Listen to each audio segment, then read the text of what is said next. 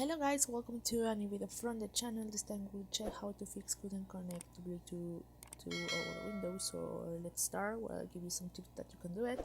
So first let's go to search bar and then just looking for Bluetooth. Okay, just write Bluetooth and then just click here and you will find this that says Bluetooth and other devices. Now if you want to check the Bluetooth, you can check here if it is working correctly. And well, in case that you have here and add another Bluetooth, you can click here on Bluetooth and then it says that we cannot connect.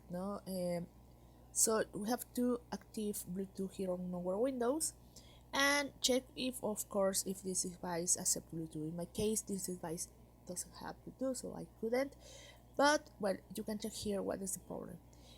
Then you can go to the right side and then you can find help on the web. You can find how to share files through Bluetooth or how to install Bluetooth controllers. So you can check here and you can find if there is something that can help you to do it.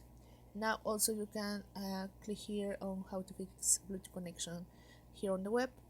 You can click here and you will find here how to do it and step by step to fix it.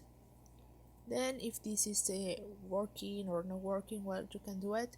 So you can check also in here on manage devices. Here should appear a Bluetooth section. In my case, as I don't have it, well, it doesn't appear, but here appears the Bluetooth and then you can update the Bluetooth here. Just right click and then just go to property and you can update the Bluetooth.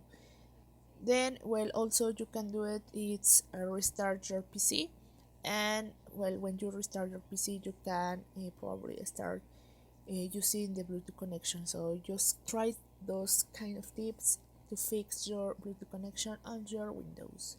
Well, I hope some of these tips helps you to fix it, and well, I hope this works for you. Thank you for watching this video. Remember to subscribe and give like to this video.